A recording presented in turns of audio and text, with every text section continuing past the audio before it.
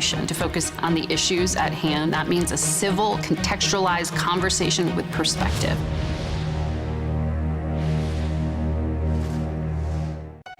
After the tragic loss of beloved newsman Tim Russert, his son went on a worldwide journey to find himself. I struggled with his grief for a long time. How Luke Russert is honoring the legacy of his father when we go person to person.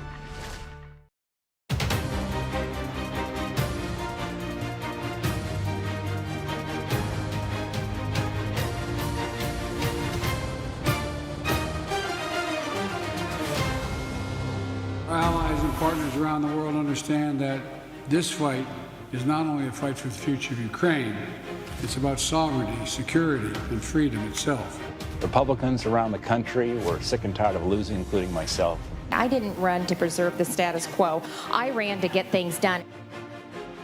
Hello, everyone. I'm Major Garrett in Washington. Welcome to America Decides. President Biden is heading back from Europe after meeting with the leaders of Nordic nations in Helsinki today.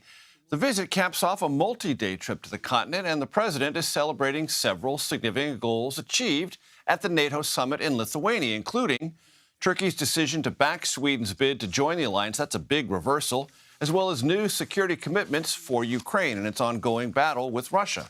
Now, during remarks today, Biden said NATO is, quote, more united than ever. CBS News' senior White House correspondent Weijia Jiang joins us now. Weijia, give us an overview of the week that was and how the White House feels about it. Well, this certainly is a time to celebrate a victory, as you just mentioned, Major, for the White House. The president saying that they accomplished everything they set out to do. And his closing message that NATO is stronger than ever is not necessarily new. It was, in fact, his opening message. But he could say it with much more confidence after a week of robust meetings with NATO members and making sure that the path is cleared for Sweden to enter as the 32nd member, which has yet to happen, but is on its way. And also, as you mentioned, to present new security assurances to Ukraine, as he spent much of his time here trying to bolster and rally support for that country as the war drags on there. But, Major, it is interesting today that when asked whether this war could continue to drag on, he did say he believed that Putin has already lost because, in his opinion, he does not believe Russia can win the war. He also said that even though Ukraine is not technically in NATO, that, of course, this alliance will continue to offer the support needed for this to draw down. Major.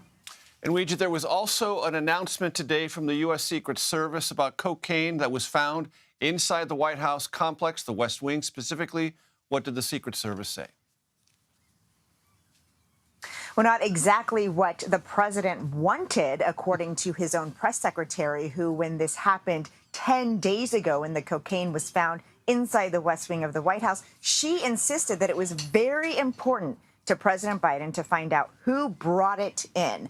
And we now know that the Secret Service investigation is going to end without answering who brought it in, without any person of interest or determination of how it got inside. We have not heard from President Biden himself about this, not even since the cocaine was found. But there are mounting questions now that they are unable to identify who it was, including whether the president is going to ask the Secret Service to revise its security protocols since an illegal substance did make its way into the West Wing. So it's not exactly what the president had hoped out of this investigation, but certainly Republicans are attacking ferociously, asking those questions about the security and whether there was a failure at the White House. Weijia, thank you. We should know the Secret Service said no DNA, no fingerprints, and no video. Lots of questions remain.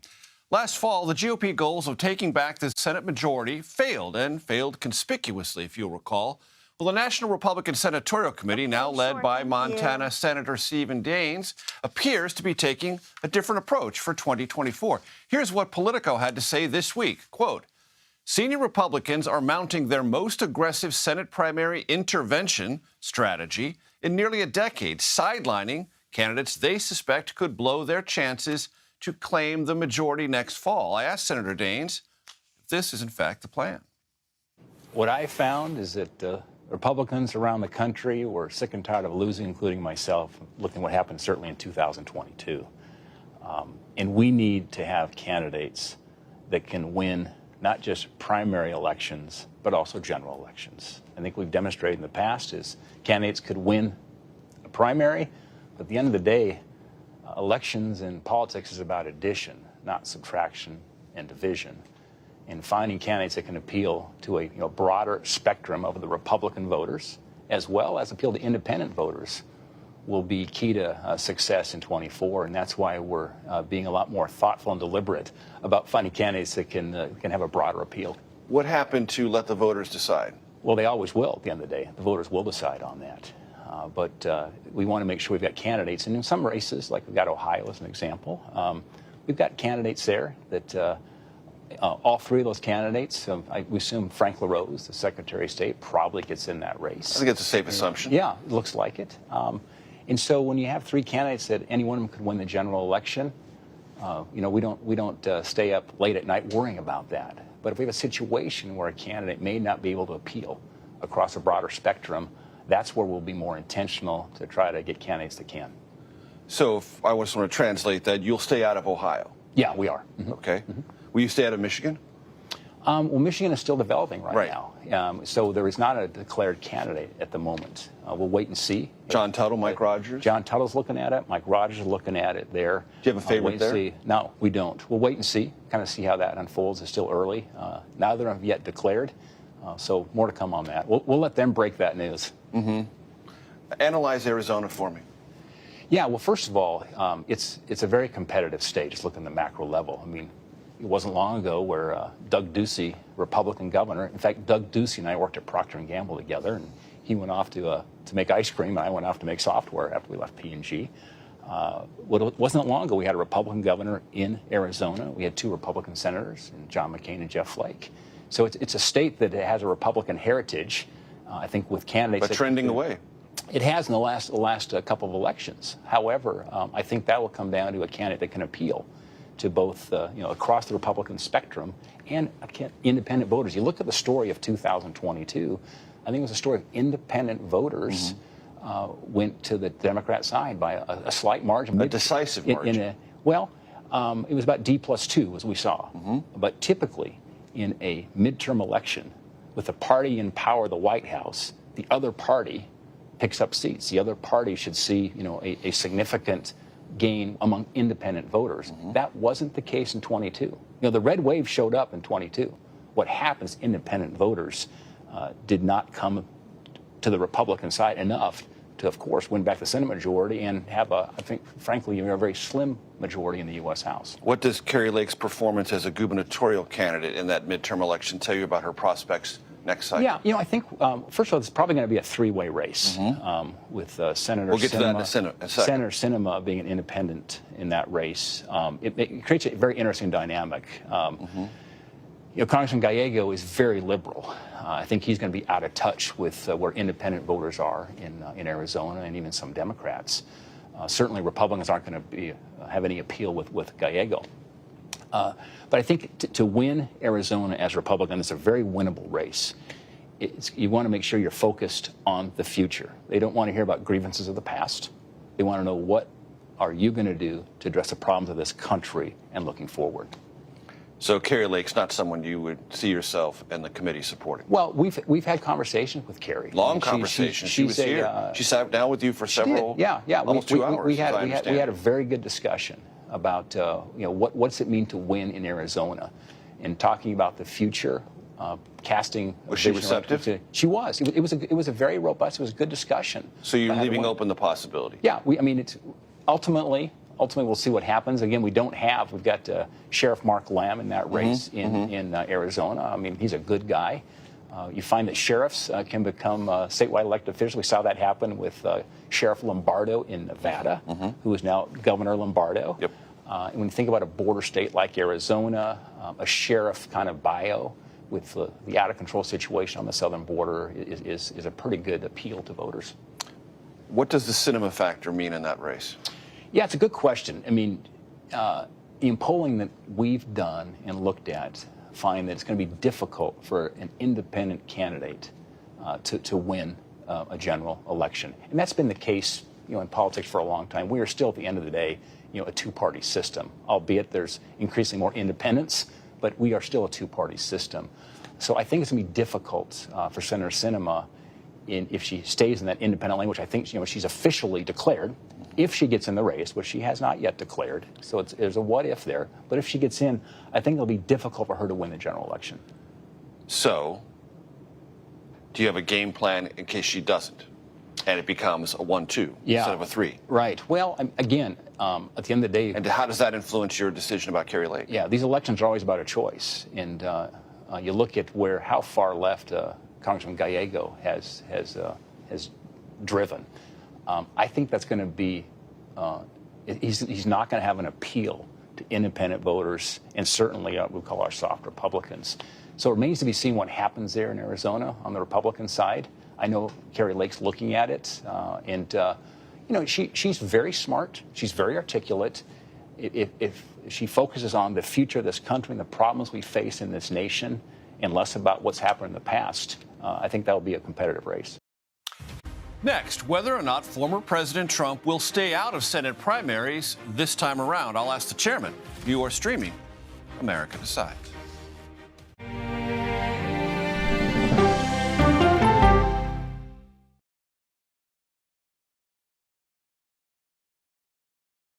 If it's important to our nation, I wonder how you think about where America is at this moment. it's on Face the Nation. Can there be stability if Vladimir Putin remains in power? Face the Nation with Margaret Brennan on CBS. America Decides, taking you inside American democracy. The most important stories on a day-to-day, hour-to-hour basis. You're going to hear a lot of reporting. It is clearly a pivotal moment. Gun control, the economy, education. Both sides of the political aisle fight it out for power. Bringing you the analysis that you need. Thoughtfully, with context. Be part of the conversation. On CBS News Streaming. Welcome to America Decides. An original documentary from CBS reports. I always tell people that Twitter would not be Twitter without Black Twitter. It's just us being in fellowship with each other. And it becomes a conversation you don't want to be left out of. People really started to recognize the power of activism on Twitter. Based on that one tweet, the hashtag #OscarSoWhite was trending around the world. If anything has really powered Black Twitter, it's been humor. If your food ain't right, we're going to tell you about that, too. We tend to create change, create culture and cool. That's how movements happen on Black Twitter and go beyond more than that. Black Twitter, the Twitterverse that changed a generation. Now streaming on the free CBS News app. When weather turns extreme. The threat of severe weather and dangerous tornadoes is expected to last. CBS News and the Weather Channel bring you virtual weather technology. So advanced, so real. Let's bring in our partners at the Weather Channel. Now 6 feet of water, imagine that. Cars that can act like battering rams. These hyper-realistic simulations show you what the weather will look and feel like before it happens. Feel the forecast. Streaming on CBS News. An original documentary from CBS reports. The carnage in our nation's schools has become painfully repetitive. Now one more child! School shootings have parents fighting mad. I promised my daughter I was going to fight. It's going to keep on happening. And teachers taking lessons in how to fight back. This is an exercise. We approach it as it's you or them. It shouldn't have to be your teacher's job to protect your life. But will the battle over gun control, People are afraid that they're going to lose their gun rights altogether. be the hardest lesson of all? The exercise, you're having to shoot at an adult. Are you prepared to have to kill one of your students? Guns in the Classroom, now streaming on the free CBS News app. She's the most successful alpine skier, male or female, ever, and a worldwide inspiration. We need a lot of women doing sports really, really well. The story of Michaela Schifrin's game-changing reign at the top of the slopes when we go person to person. I want your assessment of where the Republican Party is on this question of elections and denialism. I think it's a disaster. This is the worst performance for the Republican Party. We performed worse than we did after Watergate. Fashionable sunglasses. That was part of my conversation last month with former Maryland Republican Governor Larry Hogan. I also asked Senator Steve Daines if he agrees that election denialism is quite simply a terrible strategy for Republicans heading into 2024. Here's what he had to say. Well, I think voters have weighed in and decided that if that becomes the primary message for a candidate, they'll look somewhere else. At the end of the day, is that a litmus test for this committee? At the end of the day, they want to talk about what you're going to do to solve their problems, not the grievances of the candidate's problems. And so I think casting a vision forward, what we're going to do for this country, looking forward here, is where more voters are than not as we look at 2024. So it would be fair to say that it is a litmus test for the committee? Well, litmus test is one thing. I don't know if you use a litmus test, but it is a concern if the primary message of a candidate is looking backwards and not looking forwards here. I just think it comes down to electability and winning. We're about winning. And I think we've proven back in 2022 that looking backwards is not a winning strategy. Politico also said that in 2022, Trump assembled a roster of unsuccessful candidates. You agree? Well, you look at the results that happened in 22.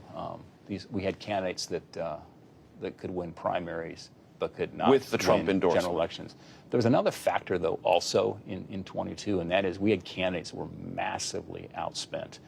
In terms of the gap of Democrat campaign dollars versus Republican campaign dollars in Senate races, it was the all-time greatest gap of Democrats having that advantage in our nation's history. And so in some of these races, the difference in campaign dollars, the advantage that Democrats had, it was very difficult to get a message out when you were outspent. Yes, but you had the atmospheric wins at your back and still didn't pull it across. Well, you have the atmospheric wins, but we also were massively outspent. But also, candidate quality matters. It does. I mean, this gets back to one of our primary strategies here at the NRSC is finding candidates, recruiting candidates, encouraging candidates that not only can win primary elections, but can win general elections. Again, it's about addition, and it's about independent voters. At the end of the day, that will decide these elections. So help me resolve this tension. You've endorsed former President Trump. He likes to weigh in on these things. He assembled this roster of unsuccessful candidates in 2022. How do you resolve that tension, that ongoing tension between him at the top of the Republican Party right now, possibly the nominee, wanting to get involved and recruit better candidates so you can be more successful? Look, I was a business guy before I came here to Capitol Hill. And while President Trump was in office, we accomplished some great things in terms of tax cuts, the Abraham Accords on foreign policy. You saw the greatest conservation win in 50 years, the Great American Outdoors Act. Very proud of that as a Westerner who strongly believes in defending and supporting our public lands. It was President Trump that got that done, signed it into law. Worked closely with him. Look what we did in the courts, in the Supreme Court. Significant changes there in the Supreme Court. So I've always had a constructive relationship with President Trump and continue to do so to this day. We talk frequently, and he wants to win. Of course, he wants to win the presidency, but he also wants to make sure that the Senate also has senators that he can work with. Think about the first call. So are you working more collaboratively? Is that what you're trying to tell me? Yeah. That he'll stay out of places that he might have gotten into earlier? Yeah, well, I'll tell you what, we have a chance to have very good conversations back and forth and talk about how we're going to win these races in these key states.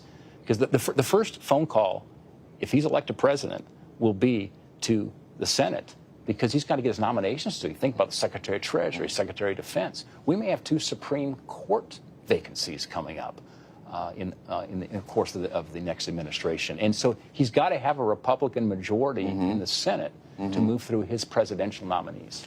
Tell me how you can beat Tester. He's formidable. He has a connection to that state that has proven itself resilient. Yeah. Is he more at his most vulnerable now, or what? Yeah. Well, I look back first at 2020, the change we've seen in Montana when I ran against Steve Bullock, very popular Democrat governor. His net favorables were plus 30 when he entered the race against us in March of 2020. It was a $210 million Senate race, the most expensive race on a per-vote basis in the history of America. We were outspent by $50 million. 1 by 10. We beat him 55-45. So for more on all this, let's bring in CBS News political reporter Aaron Navarro. Aaron, what I heard, and I want to see if you agree, Steve Daines is not interested in election denialists, and he wants the former president to stay out of this process for as long as humanly possible. Right. Good luck with that. Right. And it seems like they are somewhat on the same page to start, right? He showed support for Jim Justice, and that is the candidate that Club for Growth, which has butted heads with Trump in the past, is also against. But in general, in West Virginia. And it shows that Daines is willing to put his thumb on the scale in many of these states, as opposed to the NRSC in the past, which has been, we're staying out of primaries and whatever the voters choose will be, regardless of if they are a bit further right. When you get to a general election. Yeah, at least 3 states they have already endorsed, even though there are other Republicans who would like to get the nomination of the party. So they're involved. They are picking what they believe will be potential winners. And this is reminiscent of what they did in 2014 after being unsuccessful in 2010. And the Trump factor just looms so large around all of this because those who ran in 2022 but lost often won the primary because they were endorsed by the former president. And Steve Daines told me over and over again, well, we have these elaborate conversations. We go back and forth. And I said, well, is he going to stay out? Well, he hasn't gotten involved yet. So there's this huge specter of, what's Trump going to do? And a good amount of the candidates that Trump endorsed in 2022, backed the quote-unquote big lie, that they backed the, baseless claim that the election was stolen. So you have Daines saying to me over and over again, we want everyone to focus on the future, whereas the leader of the Republican Party right now, the former president, doesn't. He is front and center, grievance politics. I lost in 2022. I didn't lose. No, it was stolen from me. And there's this tension that Daines doesn't want to resolve, and other Republicans have a very hard time trying to resolve. And it'll be fascinating in Arizona, specifically. He seemed to leave the door open for supporting Kari Lake. He didn't rule it out, which means the door's still open. And when you think of Kari Lake, you think of all the lawsuits that she, unsuccessfully filed, and her own lost election again laws. and again and again. And you just think, I associate Kari Lake with Donald Trump. She's holding a kind of counter-programming in Iowa tomorrow. Going to be there, even though Trump will not. Right. And the fact that Daines, is saying that looking backwards is not a good strategy, but also keeping that door open is just indicative of where Arizona Republicans are. And Aaron, as Democrats look at this, they want continuous Republican infighting. They want this hassle to go on and tie the party in knots. It's a tough map for Democrats. They have many more seats that are vulnerable for them to defend. Montana doesn't lean their way. West Virginia doesn't lean their way. Ohio will be tough. And that's when you look at states Nevada will be tough, possibly. Arizona, unpredictable. That's why they're happy that when you look at Michigan and Wisconsin, that the Republican bench has not really formed or shown itself yet for the Senate races. And I asked Daines about Wisconsin. He said, well, we tried to get Mike Gallagher. You can't blame us for trying to do that. That was a long shot. Didn't get him. I said, well, you don't have anyone right now. He said, no, we don't, but keep an eye on Wisconsin. Things aren't over. Don't give up on it yet. I'm like, I'm not invested, but they are. They're trying to not give up on it. Not sure what's going to happen in Michigan. And those are places that Democrats are feeling slightly better about. And those are places, too, where the base of the Republican Party is more in line with that more election denialism rhetoric, especially in Michigan, where the head of the Republican Party there, Christina Caramo, ran for Secretary of State, was a big pusher of the 2020 big lie. That tension will continue to be a story through this year, the primary process, and into next year. Aaron Navarro, always appreciate your expertise. Thanks so much for being here. Another big gathering of Republican candidates kicks off tomorrow in, you guessed it, Iowa. Why who won't be there is making headlines in more ways than one. You're streaming America Decides.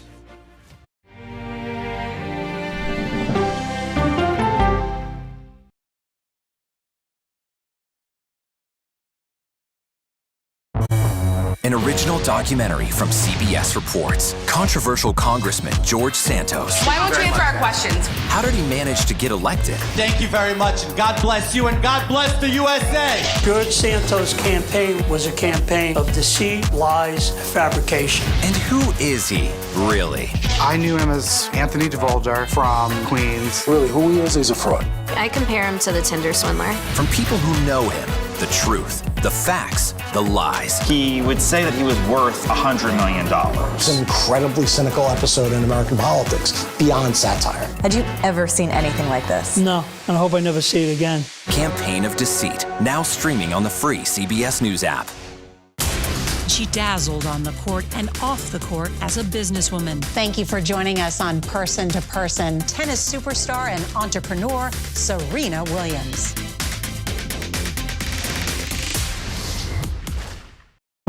an original CBS Reports documentary. I asked my students, what are we going to do about racism in the United States? The backlash over teaching about racism in American schools. I don't think it has any place in the classroom. We can either pretend and say, no, we're not racist and we're all great people, or we can actually start to do the really, really hard work of addressing it. How did you lose your job? I made the statement that white privilege is a fact. Is it helping diversity and inclusion? When you bring in different people's stories and experience, it enriches education. If you don't talk about something, it doesn't go away. Or driving us further apart?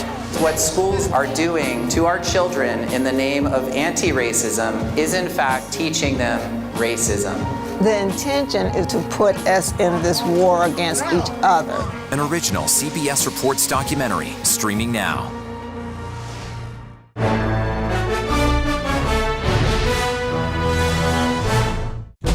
An original CBS Reports documentary. I was entitled to equal pay for equal work under the law. Does the Supreme Court's power need to be checked? 9 Supreme Court justices, 5 of them said no, she's not entitled. That's not right. Calls to fix the court tend to go along with the politics of the moment. Republican-appointed justices have all tended to go in one direction, with the Democratic-appointed justices tending to go in another. Even though it's only 9 justices, it takes 5 of them to make the law of the land. Does it have political impact? True. Political intent? Probably not true. If the American people don't trust the judgment of their court, that's a real problem for our democracy. An original CBS Reports documentary, streaming now. On our places, bright shiny faces. When you wake up in the morning, we want to be your go-to team. I don't go to work in the morning. I go for coffee with my 2 good friends, and we talk about the world.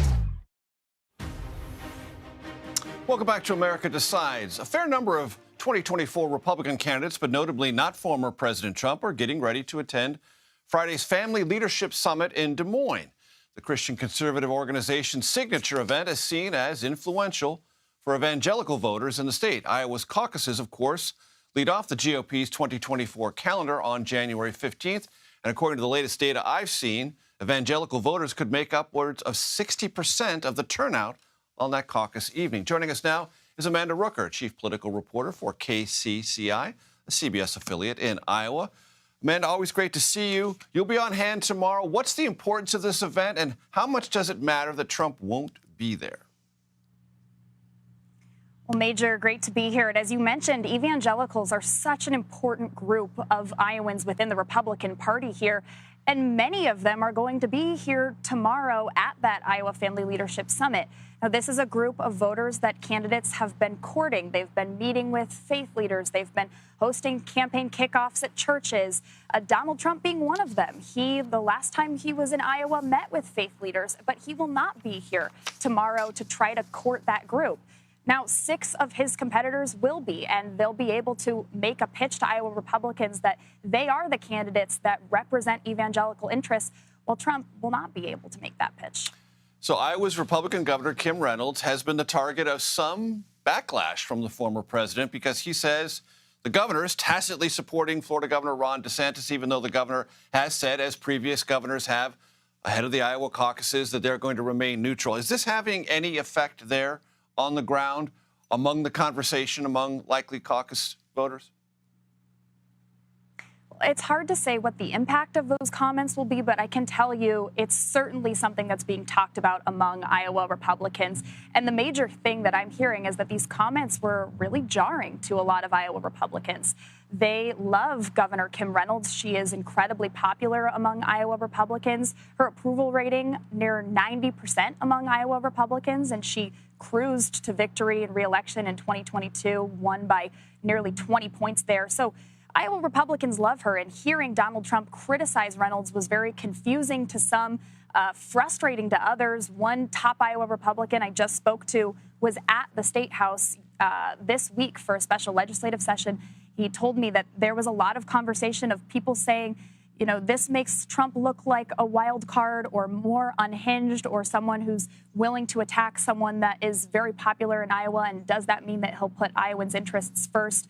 Although it's unlikely that these comments would really shake hardcore support from that fiery, white-hot Trump base. But what Iowa Republicans are telling me it may do is it leaves the door open for Iowans that are maybe on the fence about Trump to really look at some of the other candidates. And again, just tomorrow, we're going to have 6 other candidates here that Iowans can talk to and meet. Trump will not be here to defend his case. So this week, the governor is going to sign a 6-week abortion ban. What effect do you think that will have on the event tomorrow and the ongoing conversation about how specific Republicans seeking support in Iowa will need to be on that issue? Well, Major, abortion has already been such a central issue in the 2024 race for the Republican nomination. And it's going to be central at the Family Leadership Summit tomorrow. Governor Reynolds is going to sign a fetal heartbeat bill, a 6-week abortion ban at that summit. And this is going to be a chance for candidates to really make clear their position on abortion. Trump, who's kind of waffled on abortion policy in the past, again, won't be able to do that here tomorrow. KCCI's Amanda Rooker, thanks so very much. That does it for today. You can stream America Decides Monday to Thursday at 5 p.m. Eastern. Here's something you already knew, but a friendly reminder, you're streaming CBS News.